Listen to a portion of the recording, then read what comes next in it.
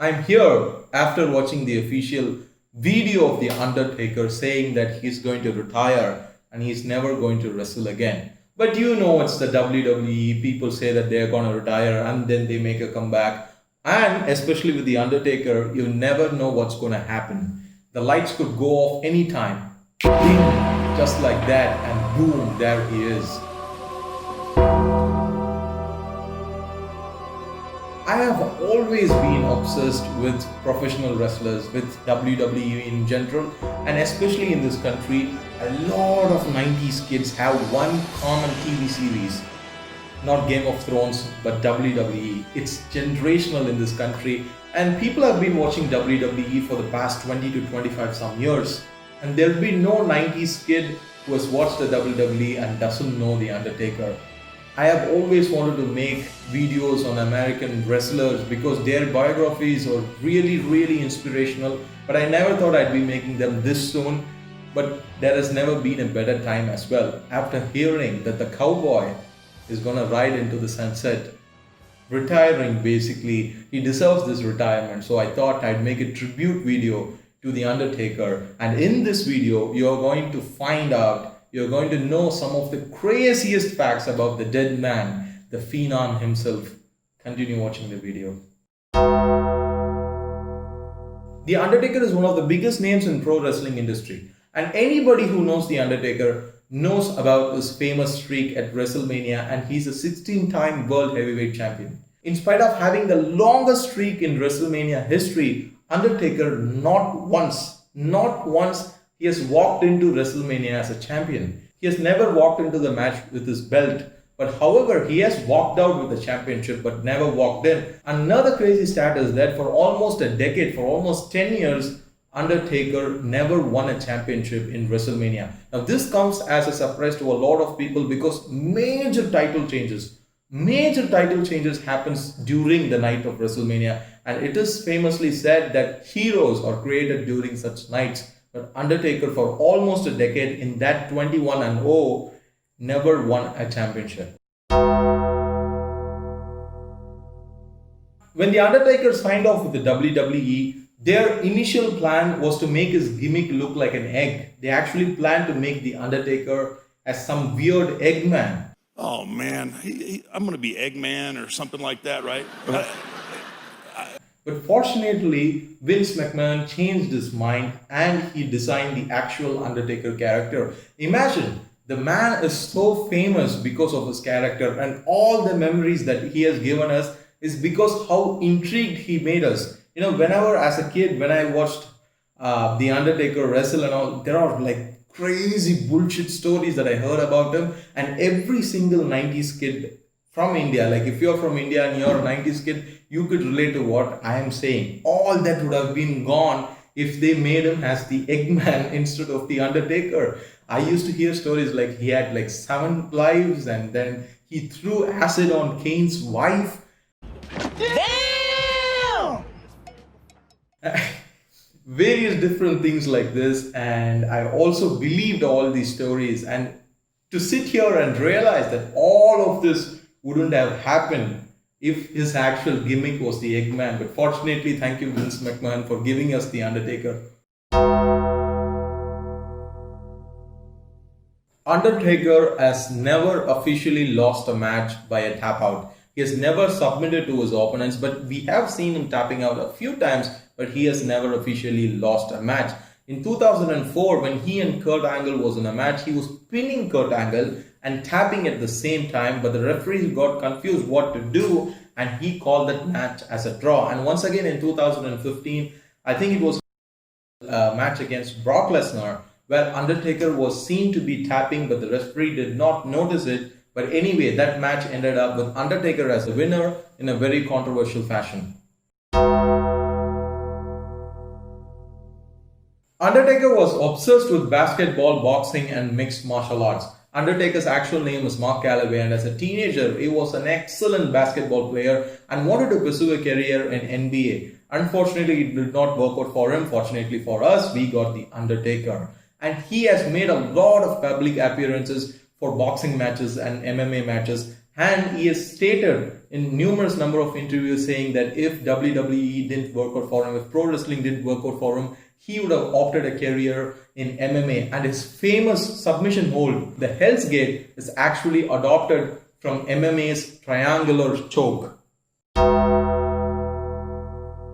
Next up the list is Undertaker's relationship with Paul Bearer and Kane. Undertaker and Paul Bearer shared a very intimate relationship. He was more like Undertaker's manager, and they used to travel a lot together during the late 90s. Undertaker constantly used to take him around because he helped Undertaker to stay in character. A very famous story, a very funny story actually. Undertaker and Paul used to travel a lot, that whenever they were stopping for fuel, that was the only time Undertaker would let Paul get out of the car. And there was this incident where Paul wanted to pee and Undertaker wouldn't let him get out, and they stopped for a fuel up and Undertaker still wouldn't let him get out, and he wanted to get the car fueled up first, but Paul Bearer badly wanted to pee and he peed in his pants. Undertaker found this to be extremely hilarious and he told this to everyone in backstage, and we all know how Vince is.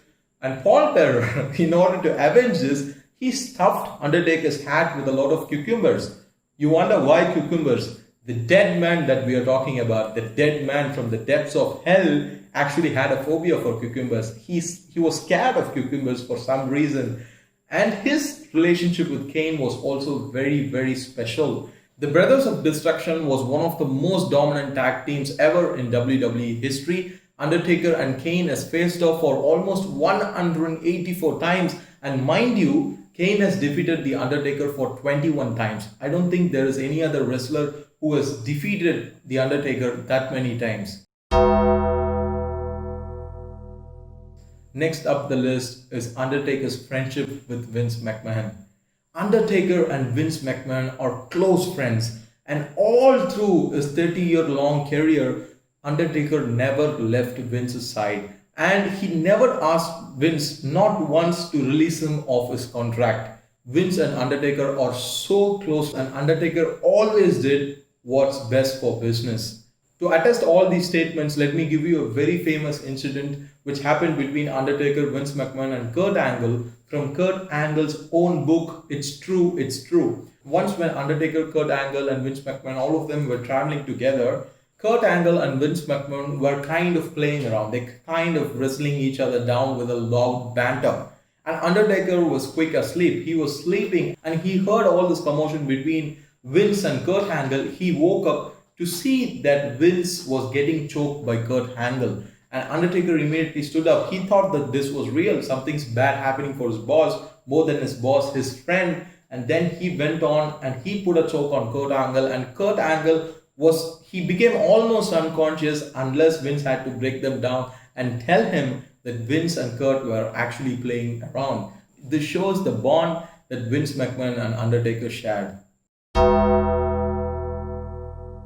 I am one of those fanboys who would just say that Undertaker's streak should have never been broken. But Undertaker himself wanted his streak to be broken a long time ago. Actually, Undertaker wanted this guy to break his streak. As I previously mentioned, I'm quite obsessed with WWE, so I collect action figures. He wanted Randy Orton to break his legendary streak at WrestleMania 21. Undertaker was so selfless that he was always obsessed with giving it back to the business, and he always did what's best for business. He wanted to ensure that some younger talent would use his legendary career to enhance his talent. That's how selfless Undertaker was. Last one on this list, last but not least, Undertaker is an extremely religious man. The Undertaker that we see on screen is a completely different man from Mark Calaway, the person behind The Undertaker. Mark Calaway is an extremely religious man and he spends a lot of time with his Bible, and he's also an active member of a church. Imagine you going to a church on a Sunday and the preaching that day is about saving your soul, and you see Undertaker in the front row.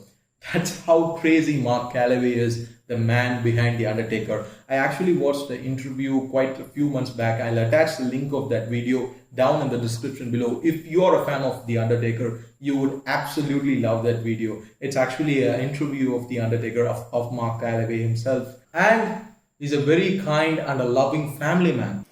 I'm a good guy. Look at me, Yes, you are. you know. I understand these kind of things come as a little bit of surprise for you because that's just not the way that we have seen Undertaker. According to us, he is that badass American who's obsessed with Harley Davidson from the state of Texas and loves beating up people. But that's just not who Mark Calloway is. It's exactly the opposite of the Undertaker. Do go and watch that video. I highly recommend it. Look at the way he's talking about his wife and his kids. And finally, a 30-year-long career is coming to an end. Thank you, Undertaker, for all the memories that you have given us. His retirement alone has been going on since 1998, ever since he broke his ankle in a Hell in a Cell match against Mick Foley. That's how incredible and how long his career has been. People have been talking about his retirement for 22 years alone, and me personally, even if Undertaker had to come in a wheelchair and fight a match, I'd definitely watch it. That's the legacy that the man has created, and that's the kind of influence that he has had on kids all around the world. This video is actually not made by me. This video is actually made by the 9-year-old inside me who was obsessed with Undertaker. So Undertaker, thank you so much for everything that you have done to us.